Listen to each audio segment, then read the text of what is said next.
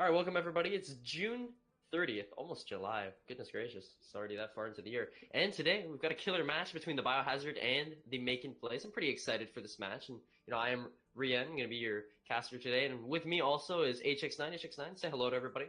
Hello, everybody. That's all I got. Wow. But today this is a bit of an interesting match actually because Biohazard, unfortunately, some of their DPS could not be here for the match today, so they're gonna have a lot of subs. They have Chico, who is actually an EU player, interestingly enough, and Hudak, who I have seen Hudak in the past, and he is a great Widowmaker. Let me tell you, this dude hardcore carries. I'm surprised. You know what? I haven't actually seen him play in a while. I think it's because he broke his back last time he carried the team so hard, and then they sent him to the hospital. But should be all recovered now, so he should be all good and ready for this match. And I don't know. What do you think? We got Nepal coming up at H9, and what do you think about Nepal? I do like Nepal. Yeah, it's one of my favorite King of the Hill maps, mainly because of Sanctum, where you can play Orisa, Roadhog, and just pull everyone off the map, fall to the pit, and boy, do I love watching Mercies just slowly fall into that terrible, terrible deaths. That's the best place to watch it, really, in the Sanctum, where you can meditate. Love the Sanctum. Sanctum for me is a Lucio main. I just love sending people down to the pit. I mean, straight up Gandalf stuff. On the old bridge with the Balrog. I mean, I remember seeing clips on Reddit all the time of Sanctum where somebody will start falling and the Roadhog will like hook him down and bring him down with him. It's always funny. But finally gonna get started here, and I think in this match I think the Making Plays is going to have a slight edge here because, they do not, unfortunately, for the Biohazard, do not have most of their set roster, right? And they have a lot of subs here, and I don't think with all these subs, you're going to lose out on a lot of the synergy that you might have if the rest of your team was actually there. Right, and so ways you can really mitigate that is, of course, to play, similar comps to what you might play on the ladder. Play some more standardized things to get things going, or build around, option 2 here, building around the person you brought on to play with you. So if they are a Symmetra main, for example, you could build around that and just play heroes that would benefit from the teleporter. Or if they're a Torbjorn main, play some shield heroes just to give them the opportunity to do that. Of course, I don't think they're either of those kind of mains right now. Those are kind of, Symmetra's kind of fresh. Torbjorn, not really the meta in the King of the Hill match, so we'll see how they play around that in this match. Yeah, I definitely think they're going to switch off Torb on the boss man here, but Sim, with her rework, she is disabled in OTC for now because we're just waiting for to be enabled in comp, of course, and the same thing is going to happen when Wrecking Ball comes up. Very excited for Wrecking Ball, by the way. But Nepal, group stages, we're coming up on playoffs here, so both teams, are going to be bringing their A game, and Bob bringing out the Doomfist here. Yeah, it's a pretty good pick here. It's really a lot of walls you can slam people into on this point in particular. Not a lot of ways to miss, and it looks like, early pick there onto Proto Man. That's a Mercy down, which means it's going to be very difficult. They're also on the point already, so this is going to be potentially an early cap. They're going to go ahead and push on, but May putting the wall down in the way there, that's going to be an early cap. Yeah, because you see, the thing is, May is such a good staller on the point, right? You have the rest of the team there, so now that they've already capped the point, they can stall the point. Nice wall to Boss Man just to lock him out. Area denial with the May. I absolutely love it, but here, the Mercy is back for Proto Man here. Could possibly go for the res. Hudak's flanking on the side, but Chico scores a kill. Hot Sauce, though, exsanguinates Hudak. He's out of the fight now, but with the Rhine down, the rest of the team falling like that, there's not a whole lot you can do. So as you see, Proto Man backs out here, but if we look at the ult advantage, we definitely see about even for both sides, but Hot Sauce does have the coalescence, and because of the nature of the point, how it's so closed off, he can use that to keep his team alive a lot more easier. Yeah, not seeing the traditional Mercy Zen combo has kind of been the meta for Season 10 and probably coming into Season 11 here, so it's really cool to see this Moira, Lucio, May combo and Doomfist all really playing a little bit of synergy with one another. May Waltz, you can slam people into it, and it does look like there's going to be a little bit of a push in here. Yeah, they're starting in more games. Wants to be careful. He knows. He's erring on the side of caution. Wise decision, because last time what happened is they all got walled off. You can see them watching Skywave here on the May, just waiting for that wall to go up. Tried to bait it out, but he's going to back out there. No one's really gotten hurt so far yet. There's a big shatter as the shield gets dropped. But Beautiful response from Bob there to punch into the charge to counter it. There's Transcendence coming up from Quixotic, keeping the team alive. Bob still trying to get something done, but with the Coalescence there, he's going to be able to stay alive, and Huda finally finishes him off. He's on the side here with the flank, and Chico does find Cryptic Frost, so this fight is definitely going towards Biohazard here, except a crossfire with both the double snipers, and as you can see, it's working in their favor. Chico popping off that fight on the Hanzo here, and he's got the Dragons for next fight in the hot combo as well with the Zarya. And it all started with more games hammered down at the very beginning. He knows if he hammers down that Mei, she's not going to be able to wall me off. So bam, down she went. Follow up from Bossman there, shooting him down. And then, of course, the flank coming around from those two snipers, giving them the opportunity to just kind of finish everybody off there. So great, really good execution there. Look at Bob here on top of the satellite dish. He's looking like a crow perched on top, and now he's going up top. Flying up in the air, he's got the Meteor Strike, goes in for the flank, does find more games, he's gonna Meteor Strike just to get out of there. You see, using the Mei wall, they do recap, but there's a charge that's gonna finish him off. There's the Shadow actually need to grab. Use both your tank ults there as well as the Dragons, and really only find a few picks from it, so even though they are gonna be able to win this fight out, it's at what cost to use that many ults? I'll tell you what cost it was. It was 14 percentage points, and then 14 not for themselves as well. That's going to mean the next fight is a guaranteed. And next time they cap, it's going to be a guaranteed thing. But, oh, God, Ryan's down. This might be that cap. Massive Bob! Oh, wow. So he's swinging in there. I mean, that's just going to be it. The fight's already over. I think that's it. No one's going to be able to come in here and contest. Can use the Mei wall, too, just to block it off. Quixotic. Oh, he does sneak past, but there is a boop coming up from the Lucio. Oh, he's makes able a to point. sneak on the point. Yeah, just barely. Pretty quick. Oh, 4 more games. Laid flat here, so making plays is gonna take you down with this map. Yeah, making plays looking pretty strong with this kind of non-traditional comp, and its comp is even going to get a bit stronger when this Mei change comes in the next patch. And for those of you who don't know, that means Mei is going to have potentially, if this patch goes live, 0 fall-off damage, making it very strong against snipers. On that particular map, though, she's already pretty strong, as there's not much room to fall off on that part. So. Very cool, very good strategy on their parts. Not much in the way of blocking off available on the next map, however. Yeah, but here you see they've put now the Biohazard in a position where they have to win this game, right? They have to win this to win this to bring it to a map 3, or they face losing. So then there's added pressure on them. It's the psychological warfare. Now they gotta focus up here, but making plays. They're still gonna be running this Mei here and the Doomfist. Yeah, Doomfist is going to be very interesting on this map. A little bit more open, harder to kind of punch people into walls, but Mei wall could be one of those walls they're going to try to punch into. And they're already posturing on the point here as Biohazard kind of pushes in from the other side there. Going to have to kind of tack into this point. And, whoa, Moore gets knocked off the edge by Hammer from Cryptic Frost. They're getting kind of low, though, on the point. Chico with the Pharah shooting onto the point. Cryptic Frost, though, going to find more games on the side. They're still on the point. Bossman trying to hold it off there, trying to make sure that they get, trying to make sure that they do not cap it for free. More games gets res, gets brought back onto the point, showing the power of that Mercy. He's going to swing into the Moira, get her down.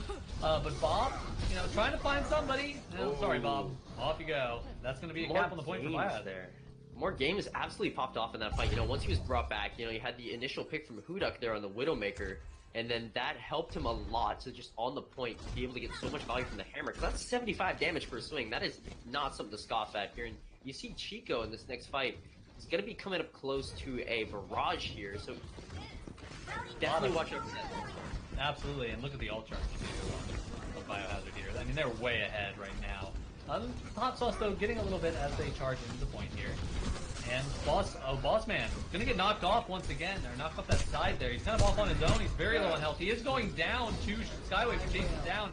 Skywave's gonna heal up a little bit too. Coalescence going out, and it's going to put a lot of pressure onto Biohazard. But from that, he's gonna find that pick on Chico! Whoa, Chico coming in from the back. Wasted though, so unlucky because his team was already dead there with the Ryan down. Even though that was a massive play from him. Not gonna find any value, but in this next fight again, you still have the infra sights up, and we see the team coming in right away because Hudak actually stayed alive and managed to take out Bob. So Blue, now he's DMAC too, so then you lose a lot of your defense matrix at the point. But Ryan's trying to hold things down by himself. He gets a big shatter of his own, but is there gonna be enough follow up? Here is with the help of Skywave. Cryptic Frost puts the team on his shoulders here with a hard carry. Chico, of course, trying to escape now, but it's hard to dodge that Pharah, or it's hard to dodge the Moira tether as the Pharah. Absolutely, and what's interesting there was I just don't think Chico really had. If he had his barrage, I think there might have been a chance there to counter that hammer down. So definitely had some very big impact using that early on. And now with a couple support ults, though, they might be able to push in here. They do have their Graviton as well, and they are pushing in right now as more games. Finds Bob, but Bob doesn't really find some quicks on the back there. And Coalescence once again going out. Another Coalescence with a really quick push there. The supports are just down already. They're not going to even have a chance to use their ultimates there. Yeah, Quixotic had Transcendence in that fight, and that was crucial. Great target focus by Bob, making sure he took him out, because I'm sure he knew, he's thinking in his head, okay, Bob, or Quixotic, he's probably got Transcendence, so if we kill him first, then we win the fight, because then they can't sustain everyone and keep everyone alive. And Bob is actually, I'm not even sure where he went. He disappeared here. He's playing Metal Gear Solid. There he is. He's hiding around the back line here, using the emote to look around the corner. Very smart play from him. But you see, the flank is coming out on top, and Bob is still in their back line. Could be wanting to drop item and just sucker punch him all down if he can't. Fight is now beginning though. Skywave tries to hit him off with a Maywall, but it's not going to find a whole lot of value there. More games. Went for the Shadow View, was knocked up in the air, and now we have the Blizzard coming out. More games, able to stay alive with the bubble here, but he's now frozen, just barely able to escape. Huda finished up on the side. There's a grab on the point, but it's going to get eaten by the Diva, who does drop the bomb right after him. Bob on this Doomfist has been finding so much value in every single fight. Trico tries to make it work again, finds a double, but Skywave shuts it down again because the team was already down there. So, again, Chico's been finding these huge barrages, but there's just not enough. It's just too late. The team can't capitalize. Right. What's interesting there was that Quixotic's ult actually went off before Bob actually found his way to the point, and actually already had a pick onto making plays there really early on. So Bob was really late to that fight, had an opportunity really to really punish him for that positioning we saw with him looking around that corner. But Bob came in on the May ult, and I think we might actually see it here in the play of the game as he comes in the back here. No, this is a little bit earlier, but he came in on the back and actually was able to capitalize on that May ult, even though he wasn't in the fight initially. So good job on his part coming into that fight, not through the front door, but through the side. I mean, and this just shows you the amount of value that Doomfist can have. He meteor strikes in their backline, and then he punches the Mercy, and then not only have you split the Mercy from the team so they lose a lot of the healing, then you find the pick on her as well, then that just guarantees you the fight win pretty much, because everyone is already damaged by the Coalescence. You need the Mercy sustained healing to keep everyone alive, and then once Bob comes in like that with the meteor strike to just be able to just penetrate through the backline, he's like Santa Claus coming down the chimney from the sky into your backline there to the Mercy instead of milk and cookies. Well, at least to me. So I think Bob, definitely in that fight was just definitely the difference maker. I don't think Biohazard really knew how to counter him very well, because the way you counter Doomfist, at least to me, how I've seen teams do it, is they wait for him to dive in, they bubble whoever starts getting juggled around from the Doomfist, and then they focus down the Doomfist when he's got no more mobility options, and then you just finish him off that quickly. You don't let him start snowballing onto your team, and I don't think Bio really changed up their comp a whole lot, or their playstyle, to deal with Doomfist. No, and Pharah, they did, but Pharah also is a pretty good counter to Doomfist too, but it's like you said, you need to have at least somebody protecting the person who gets dived in on. And, another person who could do that, aside from Zarya, is actually Brigitte, who can throw her EU after the slam hits, top the person off, and then get the bash on Doomfist too as he's trying to get his way out. So there's definitely some options there to dealing with Doomfist. On the DPS side, you can bring a Reaper in if you really want to punish him as he gets thrown into the point. Though that's a little less common, of course, since Reaper gets punished in other ways. But it didn't help also in that final push that the Graviton Surge from the side of Biohazard got eaten by making plays too. So something I know that I personally missed when I was watching there, since everything was happening so fast. So another good thing for making plays. Check the box there. Stop an ultimate. If you're making plays right now, you're just ticking everything down the box. This is a game that's looking so far in your favor because you've got all of these subs, so they're not going to have as good coordination. Tick. You have a Doomfist that they don't really know how to, or it doesn't seem like they're changing up to counter their playstyle. Check. Able to play off meta comps and make them work. Check. I mean, it's like making plays. They got everything on the list. Now it's just a matter of, can they get out there and can they deliver and carry that momentum into the next few maps? Yeah, I'm interested to see what other comps they play too. Is this Mei a one-trick situation where they're just going to be putting Mei into every map they can? Maybe they just think Mei is really powerful right now, kind of an underutilized hero. Of course, I personally, I know on Nepal, Mei is, to me, one of the sleeper options. We did see her in Overwatch League as well, being used by, I believe, Dallas Fuel at one point and some other teams as well. So, making plays. Is not the only team to think about this. It's definitely something a lot of people don't think about, though, since Mei, you kind of keep her on the back of your roster. But Doomfist, in combination with that, that's two different heroes where if that Pharah sticks around and is actually on a map where Pharah is really, really powerful, it might be the difference that Biohazard needs just to kind of counter that two ground-based heroes that are making plays is kind of using there. And if we look at Skywave here, he's got 204 hours on Mei. So we could see kind of a situation there where they are going to try to make the Mei work. And I mean, Mei, you actually can make Mei work, right? Because one of the things with Overwatch is it's not the reason there isn't a set meta is because that's the easiest and the strongest comp at the moment, right? But that's not saying that you can't run any other comp. Overwatch is a game that's interesting because although there is one set meta, you can run whatever you want. You don't have to run the meta in order to win. And we saw that because, we saw that the Biohazard was running kind of the double sniper, Ryan Zarya, the set like meta comp that everyone sees in Season 10. And now making plays, however, was running Doomfist and a Mei. And you might, at the beginning, scratching your head thinking like, what are they doing? Are they going to make this work? And then they actually did and made it work to their advantage. And I think part of that is just because the coordination on their end is a lot better because of, all these subs coming out from Bio. Yeah. Very interesting coming out here once again. It looks like they are running the Moira here on defense and a Zenyatta with the Moira. Very interesting combination. Usually you do see the Lucio with the Moira because Moira is kind of a little bit tricky to get in range of Zen. So Zen kind of struggles with getting kept up, especially against dive teams. But what we're seeing on the other side is that Zen probably not going to get dived on from this comp. It looks like a triple healer comp on the defense here. So Zen might have that opportunity on offense here to just kind of, sit safely in the back against this Doomfist Mei combo. So Doomfist is what he's got to deal with. And Chico might be the one, Chico might be the one there to deal with that Doomfist on kicks there. Mm-hmm. I think that's a good switch because Bob on the Doomfist, one of the best ways to counter the Doomfist is when he dives in, stun him. And as we all know, Brigitte, this is the reason why she's such a hotly contested point within the Overwatch community is because of her insane amount of stuns and knockback CC potential. So I think Chico is definitely going to be on watch for the Doomfist here, and of course Hudak on the Widow. Didn't really see him do much last match. Was a bit of a sleeper agent here, but we could see if he's finally getting the code word to awake. Pop some shots up. Route 66 definitely a Widow map. Absolutely, and it looks like they are just kind of pushing in slowly here onto the beginning here under Big Earl's gas station. Maywall does go up, which is going to block a lot of the line of sight there from the side of Biohazard. They're not going to be able to really see this down there. Bob's going to dive in, though. He gets the punch. Oh, wow. Gets Hudak down.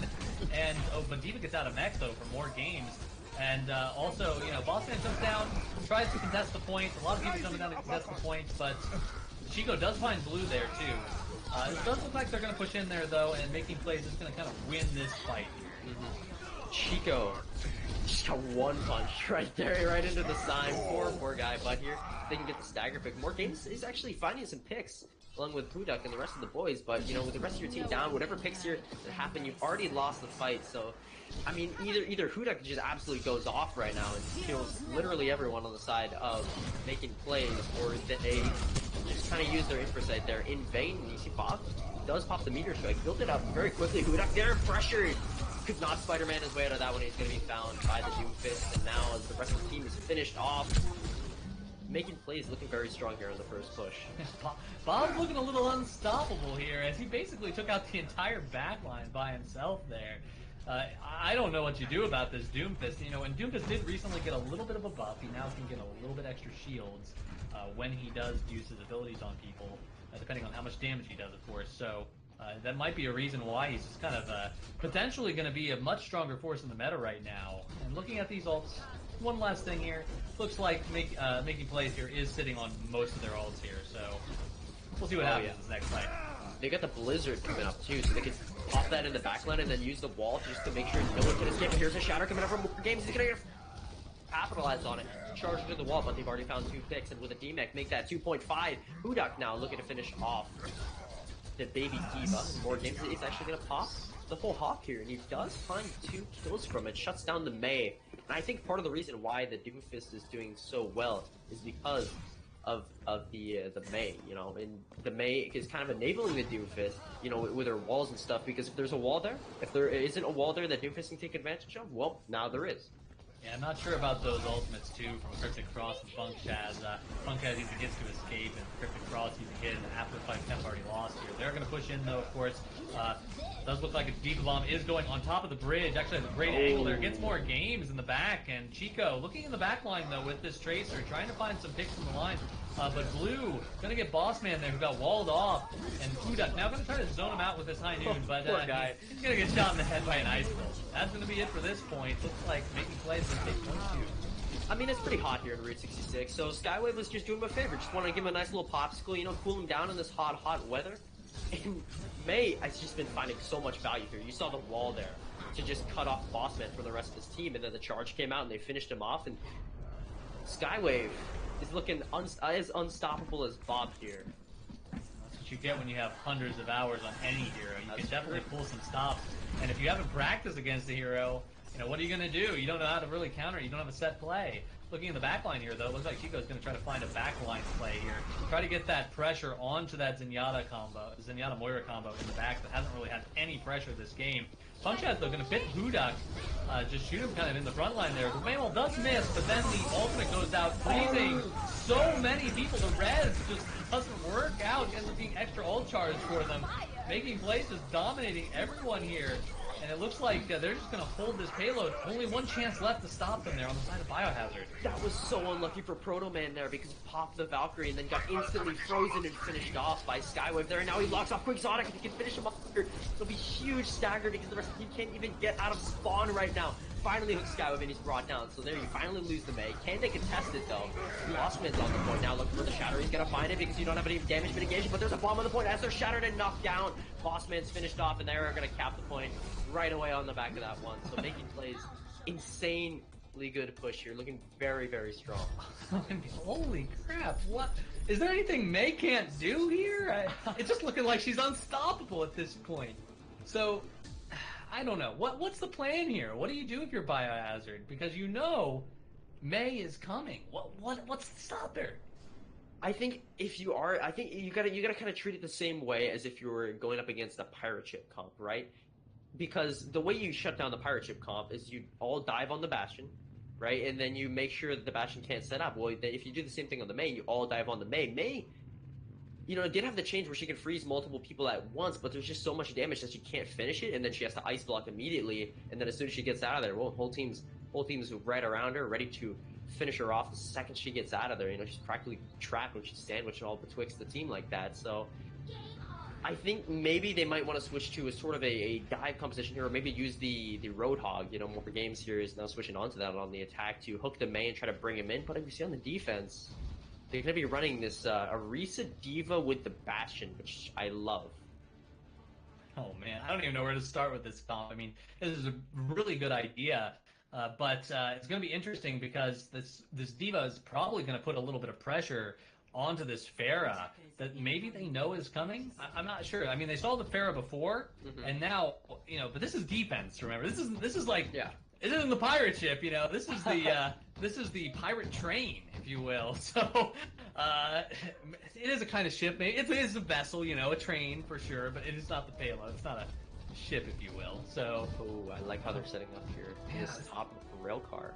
I don't know. This is very risky, but we're going to see if they can capitalize on this. Skyway, of course, wanting the wall right away. There we go. That's beautiful. They f***ed off the rest of the team there, and it's just Bossman out in front. Hudak's finished off right away.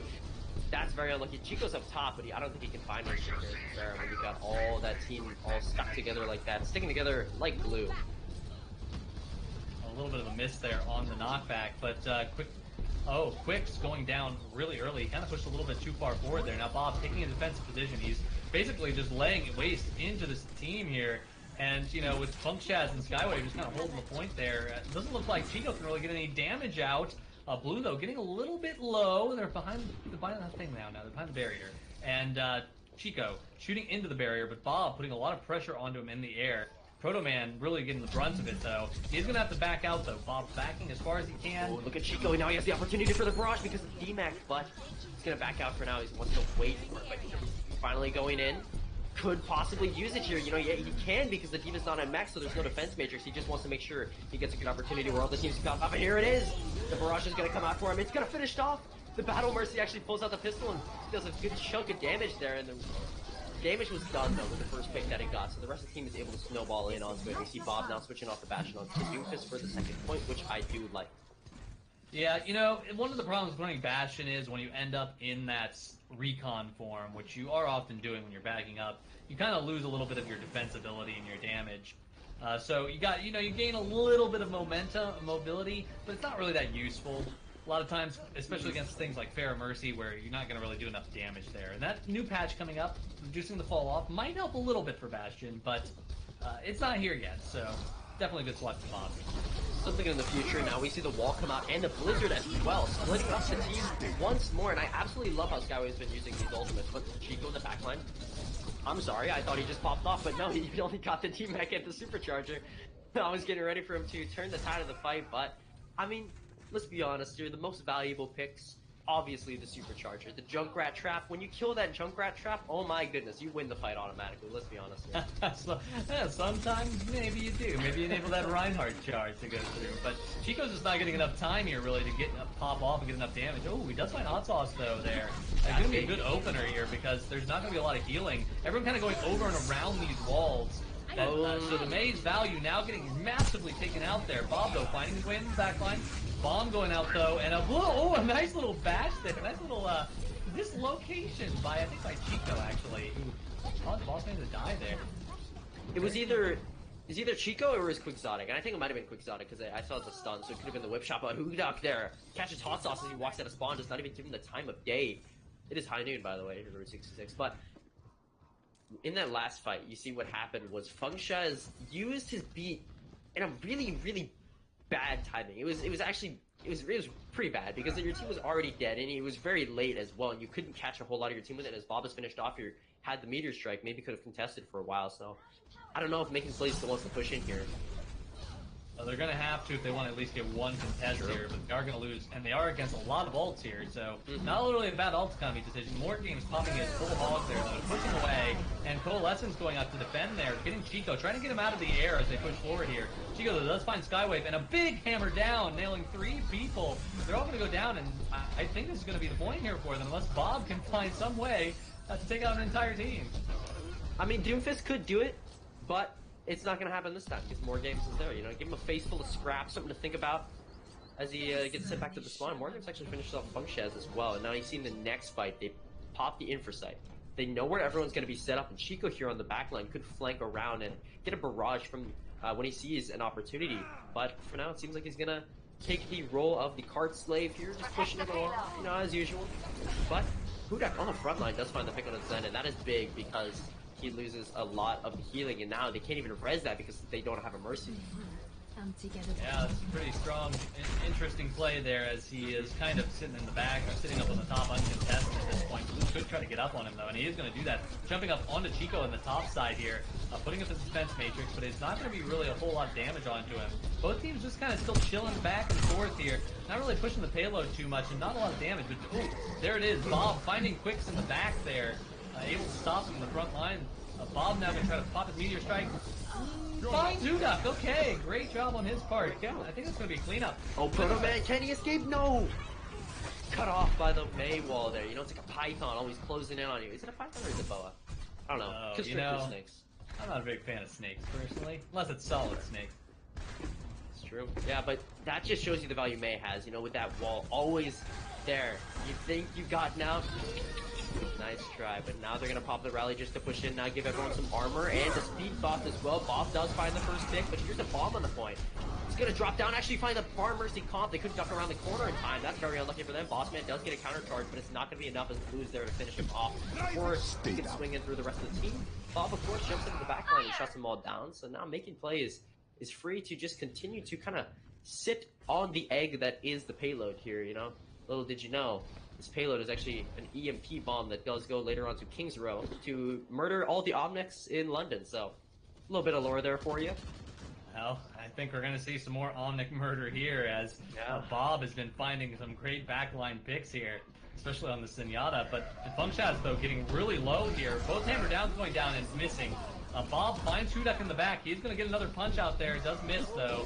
And pops the meter strike to get out. Quick on the front line. Not really finding anything again. Skywave taking him out. And, oh, Chico, you're late. You can't do these justices this late. Bossman gets res in the back. It's kind of an even fight at this point, about 4v4.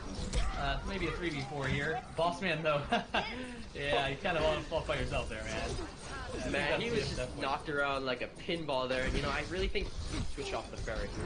Pharah really loses a lot of her value on the last point just because of its closed-off nature. You know, you have the high ground up there too, and that just lets the defense set up there and take her out so quickly because she doesn't really have a whole lot of room or cover to work with.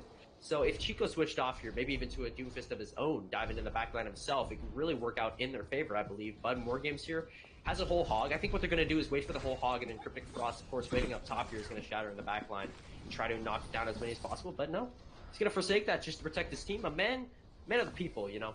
Really wants to protect his team, make sure everyone's alive. That's what you want to do as the Reinhardt. But here's a high noon. Hudak painting himself as a big old move at their stationary target here. Bob in the backline, though, is hiding here. Hudak's not going to find anything. It's a zoning ult.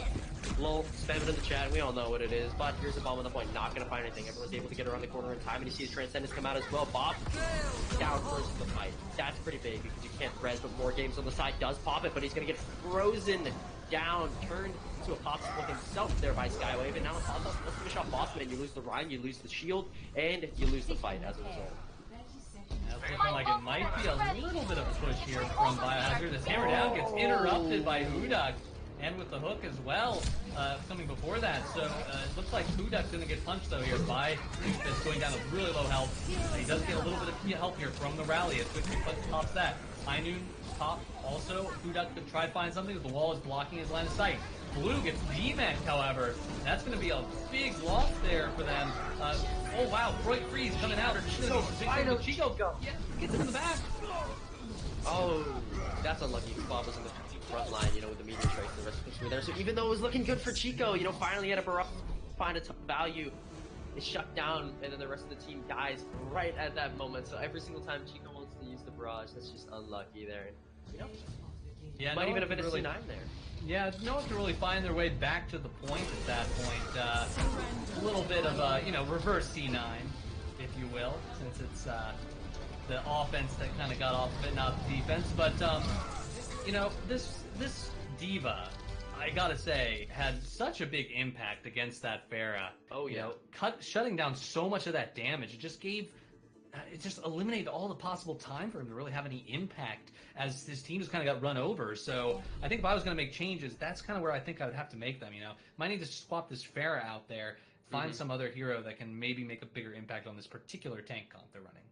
And we saw that, you know, because, and like I said, you know, the aforementioned third point push is extremely hard with the Pharah because it's so closed off, and that's how you saw Blue again and again was just flying up in the air and harassing him with a micro missile, shutting him down with the defense matrix at all times. Chico couldn't find any value there on the Pharah, whereas in the first two pushes, in the first two checkpoints, he was getting picks left and right, you know, definitely trying to change the fight as much as he could to his advantage with all his barrages, and it just ended up being the Diva that made the difference, especially in the last point. It was a combination of both the Diva play and then the map itself. But we're going to be moving on to a hybrid map here. And if time serves me well, in my experience, it's always going to be King's Row. But, you know, HX9, why is that? Why is it always King's Row? Because King's Row has a wide variety of options for you. And, you know, in a case of bans, I have to wonder, maybe just maybe, King's Row could be your ban choice, and you could be, you know, a little bit sneaky here, right? Practice your other maps, knowing you might be able to ban that King's Row and have just a slight edge on something else. So maybe some strategy in the ban format. But, you know, we're not sure what we're going to see just yet here. Could be King's Row, the popular map, lots of variety in comps, double snipers sometimes. Sometimes you got Pharahs. Sometimes you got even Orisa Hog on defense. We've seen Bastions push on offense too.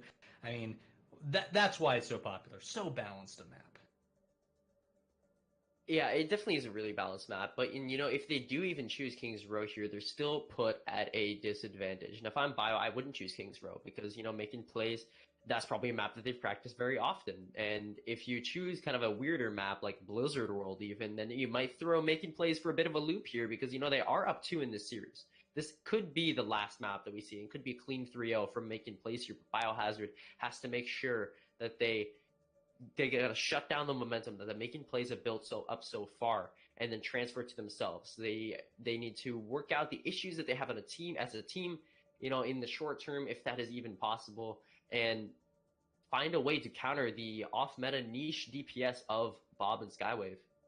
So let's say, since we have some time here, let's talk about how you would actually practice against that. Because I know Biohazard here is probably going to be thinking, hey, we got to get a little bit more practice against Doomfist May. So how do you go about finding that scrim that you can get where you have this weird comp? Because, most of the time when you play against another team, when you're scrimming, it's not really you don't really decide what they play, right? So how do you find that? I think if you want to be able to find a team that does play kind of these off-meta niche comps, I think, that's definitely a challenge because, you don't really, when you're going to find a scrim partner, you want to make sure they're around your same SR, but then there's no guarantee that they're ever going to try this. So, you might, if you are watching this, and these making plays, run these comps, you might want to in the future maybe look them up as a scrim partner and try to practice against them. But I just don't think Bio has had a lot of experience in dealing with maybe this Doomfist in the May. So, I don't know. Yeah, it's a tough one. It really is, and that's why I'm kind of racking my brain on how you might do that. So I guess you just got to find the golden goose of scrim partners, like you said. Making plays here could be the golden goose of scrim partners. Every Wednesday, you get your making plays scrim in there, so you can practice against that Doomfist May combo until you get down to perfection. But maybe, just maybe, making plays, kind of hide themselves a little bit. Maybe it's to their advantage not to scrim so much so that they don't get that May Doomfist strategy out there. So, you can always watch the VODs. That's another option too. And, also, you could do is just not play the Doomfist May. They could just play the meta comps. And then that would definitely throw your other ones in the loop there, which is pretty interesting. So, making plays, I think making plays is a team that plays a lot in not really popping off really big, right? You do see that they do get these big ultimates, get a lot of picks, get in there, but I think how they play is they play very psychological. They want to get in their opponent's head and just try to convince them that they are invincible and that they cannot be touched. Because we saw the May and the Doomfist again and again. Doomfist just went uncontested for so long, and once that happens so many times, you start getting into a pattern, and then you kind of resign yourself. You're like, oh, Doomfist is going to dive in again. We're all going to die. And then you kind of lose some of the morale there. And that is, I think, what Making Plays has been doing so well is they're getting in the heads of Biohazard, messing with their mind. The puppet master behind it all is Bob, of course. I'm sure he's rubbing his hands together in glee over there, smiling like an old carny, just making sure that the game always works the way he wants it to, manipulating everything behind the scenes and just making it so hard for Bio to just get any modicum of momentum. Well, it looks like we are going to be hitting King's Row. And Resident Sleeper.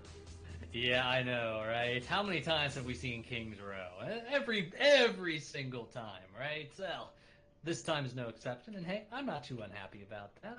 I'd say in fact, I'm negative unhappy about that. I'm happy about seeing King's Row here. So, this time it looks like might be seeing some interesting options here, of course. Yeah. Once again, that Pharah, definitely something Chico could bring out here. Another option, maybe, bringing out the Double Sniper. Double Sniper can probably get some nice ways around here. This isn't exactly the best May map either, especially when you're on defense or even on offense here. As long as you're not in that first choke, there aren't a lot of great places for walls, so I think it's an opportunity for Biohazard to kind of turn it around. You know what is interesting is Chico on the Pharah, they don't really have an answer to Chico, right? Because they have Bob and Skywave. And they don't really have a whole lot of long-range damage, that could change in the future with the May buffs. But I noticed the way they've been playing is they just ignore the Pharah. They pay her no mind, right? It's just like a mosquito, on like a hot summer day, it's like, okay, it's a little bit annoying, but it's not really gonna kill all of you, right? And then they let Chico build Barrage up so many times because you saw how fast he built it up in Route 66. He had it by the second push, and then he used it, but then Blue shut him down right away, and that's who they have as the fly swatter, you could say, the mosquito swatter of the team. You know, raid Bug away, but it's raid Chico away with the Barrage. Well, looks like they're going to roll out here, though, onto Kings Row with this comp that they've been running before. Defense, same thing. So not much we're going to see that's that different here as they push past the statue. Skywave looking for that early wall, finds more games behind the wall. They're going to get a lot of damage onto him, but he does manage to get healed by Proto Man, who's kind of flying above. Not enough healing, though. Chico finding Bob, though. It's a little bit even. That Cryptic Cross also goes down with kicks in the back with the Zarya bubble. Able to do a lot of damage there. He's going to get frozen here, though, by the Mei. Bossman finding mech while that's happening. Mei not really getting a lot done, and Chico kind of holding it off for his team there. Great job on that part. Finally showing up here, Chico. It took you a little bit, but, you know, it's all good. You know, Chico, personal friend of mine, good friend of mine. You know, I love Chico. Love Chico. What a good lad. What a good EU boy. And he is, of course, playing on a little bit higher ping, so a little unlucky for him, but we see he's already got the Barrage here in this next fight, and I think, you know, they tried to go for the same thing where they ignore the Pharah, but I think on King's Row, you can't ignore the Pharah, because like you said, there's not a whole lot of good wall spots, so they're gonna try again with this push. They lock up more games again, but Chico's here in the back line, looking for a big Barrage, if he can possibly even get the opportunity to do. You know, he's got Proto Man, just keep him alive, and Blue finally, I think that's what he was waiting for, is to burn the cooldown as Exotic finishes off Cryptic Frost on the point itself. He's frozen though! The rally shut down here, and now we have the Transcendence coming around the corner, as well as the Valkyrie, but the Valkyrie is shot down by the micro missiles, and then the Bossman falls as well. What initially looked like it was going to be the Biohazard that was actually at the advantage here, you know, with Chico at the beginning, he just couldn't find an opportunity to use the Barrage, and that's why you see Making Plays win this one out. Yeah, I think he could have used it really right at the beginning when that Mei wall went off. Hey, even destroying that Mei wall with the Barrage might have been a little bit better than hanging on to it here. You know, you can't take a Barrage into the next game, and you might want to use it as often as possible here, Chico.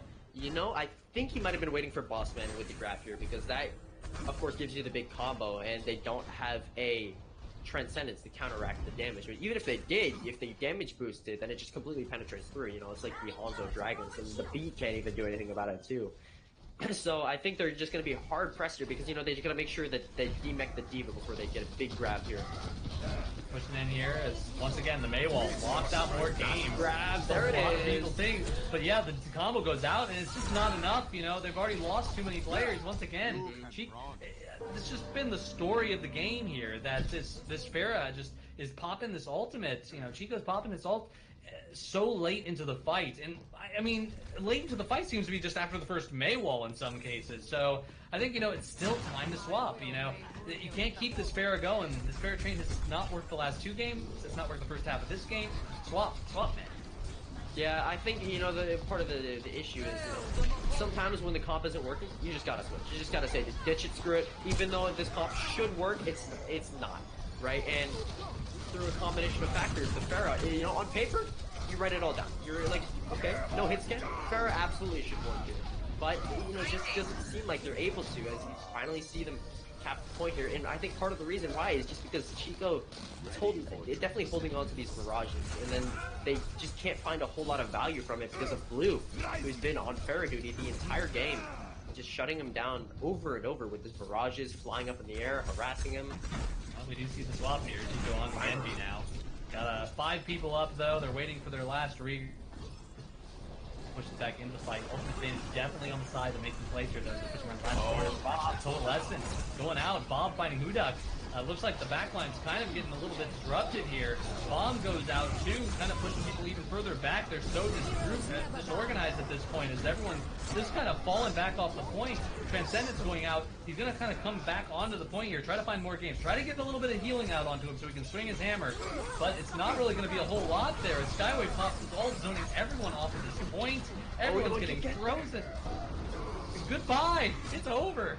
Yeah, could be a bit of a stall here with Chico there, you know, deflect, able to stay alive for a little bit. With a full team kill like that, you can't do anything. And they even had the beat there. And I think the opening with that fight was Bob went on the top, dived in with the Doomfist, shut down Hudak right away, and then you lost the Transcendence, and so you lost the next fight as a result. Yeah, you know, the reaction time there is what it's all about then. You know, as is Zenyatta, Doomfist cannot one-shot you. He can land right on top of you with that E. He can pop his uppercut. That's exactly 200 damage. But if you pop your ultimate right as he lands on top of you, or as you see him coming down, you can survive it. The question is, will the other team push in at that point? And they might not have even used the Coalescence if that happens. So you got to keep in mind, as Zenyatta on this, what is your grab going to? What is your Transcendence going to counter? There's no Hanzo shots. There's no tactical visor. You've got no. Really, you don't have a graviton that you really have to worry about either because of the way it is. So what do you actually have to use it on? Just use it for yourself in this case. I think it's a personal. Yeah. And part of the reason is as the Zen, you always want to go graviton surge combo, but blue, you don't need to in that case because he's just been shutting down the barrages every time. And on the defense side, they weren't even really running a whole lot of combo big damage ults, so you could have just used Transcendence at any time when the team started to push in and just try and survive, keep the team up. Then they push in on the back of the Transcendence. I'm not sure how Zenyatta actually is able to carry the team on his back like that, and pushing in on his momentum because he's floating. And look at this comp here on defense from making plays, going a little bit more, once again going with this Bastion defense, knowing that, it's a little bit harder for Doomfist to kind of find some people in the back line on King's Row on defense.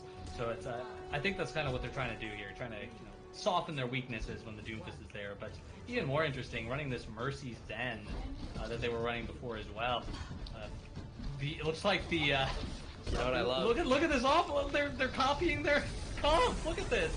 If you can't beat him, join him. I think that's what they're doing in here. And it's going to be there applying the pressure. Going to try to shut down Bob here, but you see they move into the point. Chico shut down first of all by the Zenyatta. The robot monk does find the leader of Taling, and now is able to be back on a war game to lose the damage, the defense matrix. So Bob is just free to rain damage down onto this toy, the oppressor here with the Bastion. It's the Omnic Crisis, the Omnic Uprising that we saw 8 years ago, and now it looks like we're going to have another one here as Bob completely brutalizes the defense here on this Bastion. Brutal stagger here on More Games. So unlucky. He's locked off with a wall even. Oh no. Come on, More. You gotta find a way out. You gotta find an answer. This is gonna be the infinite. This is gonna be. Oh, yep, there it goes. Longest possible stagger. Now they did manage to find a tick here from on Biohazard's side, and they do have a pretty good chance here to push in. They are gonna get another onto the point, kind of putting some pressure on. The blue flies in there, and the Mayult from Skywave goes out, gonna kind of zone him out there. Finds Chico with it. Looks like they've kind of fallen down here on the side of Biohazard. Not a lot going on there. They're going to have to back off. Bob is back. What's happening here, Ian? I don't know about that trend. You baited it out, which is really good, but you didn't need to use it if you're Fengxia's here, and now they can Blizzard on the point if you are Hudak, but he does go down, and the hotel does not even let him get checked in, How rude. What a rude boy. But Fengxia's is brought back in the fight to have the full defense roster there available to them, and if they stagger Boss Man here, that'll make the offense take even longer. Looks like they do manage to keep him healed up, though, and Skywave now in kind of a bad spot here. Could definitely get punished here if they can push in on him. They put the wall down so he can't get any help. Skywave gets taken down finally. This May punished for her terrible transgression on humanity. So the ult goes out from Hudak, but it's not going to really find too many people. It looks like everyone's kind of backed off the point, and now Valkyrie going out from Hot Sauce. Boston pushing in, everyone kind of on the side. Hammer down, hits Funka. Crypt across his also gets slammed into the wall, but he does get topped off by his team. They're pushing him into this tiny corner. That shield, their only hope to try to stay alive. Blue gets onto the point though, trying to stagger as much as he can, buys time for Skywave to get back. He's gonna block onto the point. Bob with the flank as well on this Bastion, trying to shoot him in the back, but not a lot of defense there when you're just by yourself in sentry mode. That's gonna be a take for Biohazard. Yeah, beautiful push there. They finally got it working for him. And the reason was, you backed him in the corner like that. You get the big shatter because you pop your Risa shield right away, and then it's on cooldown, so she can't use it again in 8 seconds. Pause here for a quick second. I'll just keep going. It's all good. But when you back them all into the corner like that, they have no options. There's so little you can do if you're in the corner, because then you can't escape.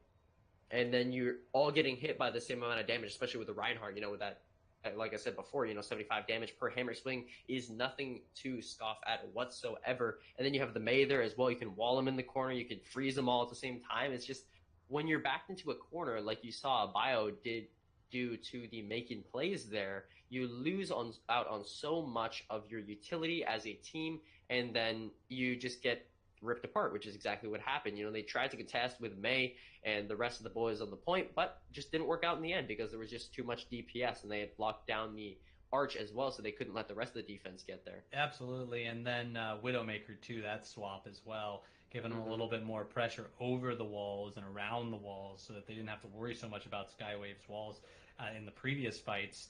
But Skywave going down really early meant that you didn't really have to worry about that anyway. So maybe Mei is the only answer to Mei for this team here. Seems to be working out pretty well for them. They've had some pretty solid walls there, but you can tell that Hudak not as familiar with Mei because some of the walls just a little bit off there. That's the difference between 3 hours of Mei and maybe 400, 500 hours of Mei for sure. Exactly, and I it's kind of interesting, Usually the saying is fight fire with fire. Well, in this case, it's you fight ice with ice, right? I think actually the Mei switch from the Bio is actually finding a lot of value for them. Even though the walls aren't perfect all the time, you still get some value from them. Like you saw, they locked down Skywave at the very beginning and didn't, and they were able to finish off and then snowball off of that. Kind of ironic, or not ironic, but kind of funny because Mei robot snowball, and you saw Hudak use the blizzard right after that to try and freeze everyone on the point. And even though it didn't work out in their favor in terms of that, they were able to back them up and force them off the point where they were able to set up that cornered position onto the making plays there. But in the next fight, you see Skywave is gonna have the Mei ult here, and Feng Shaz absolutely can build up that Transcendence easily. And on the side of the Biohazard, not a whole lot they got going for them here. No, and more games going to have a reset on his ult because of the disconnect there, so that might set them back just a little bit. Probably not too much, as I believe he was on, what was it, Diva? So I don't think it's going to really set him back that much. Diva's ult useful, but I think he pretty much used it at the beginning there. He actually used it to zone the team into that corner we were talking about. So very interesting options here on the side of Biohazard. They can keep going with this comp and keep trying, pushing with this Mei, which they may be a little less familiar with, may not be able to get as much value out of. Or they can maybe start to make some swaps here. Now that Chico is, sitting on this Widowmaker, that might be actually what they need instead of that Pharah earlier. So we'll see how it works out for them as they push in here onto the second push at this point. Widow and Pharah both long-range damage, but the difference with Widow is that she can sit in the back.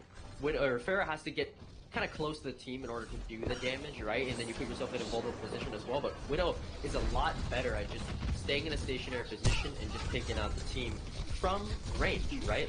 And now you see the walls coming out. They're trying to use it to their advantage. Skywave does pop the blizzard right away, and it is going to catch a good chunk of the team there. And Exotic trying to duck around the corner. He's going to be able to escape here, but with 3 of your team already down, quick math, that's 50% of your team, and with 50% down, as we all know, whoever has more, it's just a numbers game at that point, and then that's exactly what you see, is that making plays just wins it out with just the number advantage from that early, beautiful Mei Blizzard in such a closed-off area. Yeah, 1 ult, 1 wipe. You can keep that ratio going for a while, then you pretty much don't have to worry too much there, so it should be interesting to see how that plays out. Skywave, of course, also was 50% into his ult again already, so we might see that again as he does wall off Bossman, who has seen the wrong side of this wall too many times. Bob decides he doesn't care about the wall, he's going to go through anyway, and dashes out before the wall can trap him in there. It's going to be another wipe on the side of Biohazard. Oh, and with more games DMAC too, that just sucks. That is so unlucky. He might have to go back to spawn and switch and lose even more of the ultimate percentage DP, but no, Feng Shaz is not even going to let him go back and spawn a switch. He's going to finish him off from range here. You got the, if Mei is going to become a sniper, I think Zenyatta is already a sniper with all his long range damage that he has. Hudak and Skywave though, both with Blizzard. You could see London turn into Antarctica just for a short amount of time here. Yeah, things are about to cool off for both sides as they push into the choke once again. Ultimate does go flying out, and actually Diva's kind of misses it, but it doesn't really have much impact here. It lands well behind the team. Coalescence goes out, but we're going to see an ult probably from Skywave here as he pops it into the choke point there. Moore was frozen during that, could not eat it. And the bomb combo doesn't really connect as much as you think it was. She took a stick on the blue through the bomb. Bob, though, finds a couple kills in the back. He's got his meteor strike, so he doesn't die here. Kind of hitting the halfway mark on his health. Lands into safety. That's going to be another wipe on the Biohazard. I loved the play that they made there. You know, even though the Diva Bomb didn't kill everyone, the combo there was great because when you freeze the Rhine, right, he's the main blocker of the Blizzard.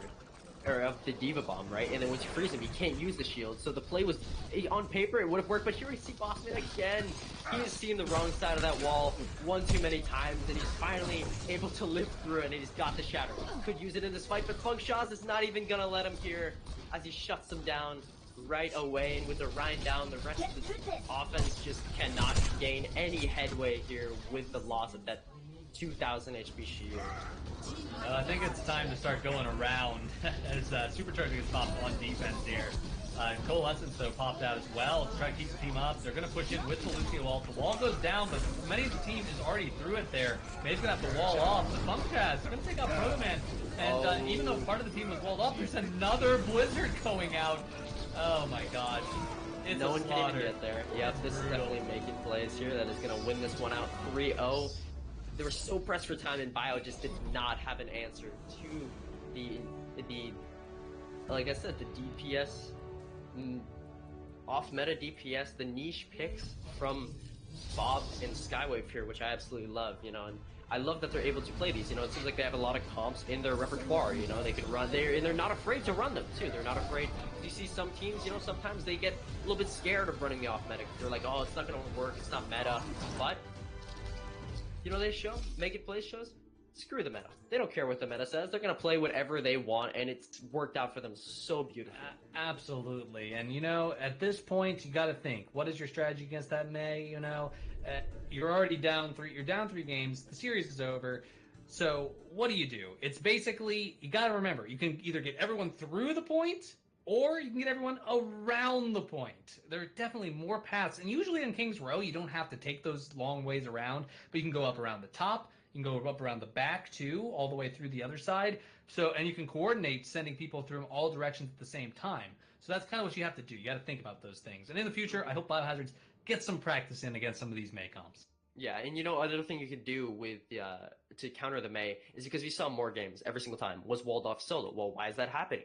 Well, because more games was trying to push up first, trying to make the space for the team, and what ended up happening is a lot of the time he just got cut off, right? And that was the start of the fights, because when you lose the Rhine, you lose the fight, right? It's the easy formula. You lose the Rhine, you lose the fight. And I think if you want to counter that, get a Lucio, speed boost everyone at the same time, coordinate it kind of like a dive, and then you can't split up the team because they're all together. That can be a tricky task, especially in those small choke points.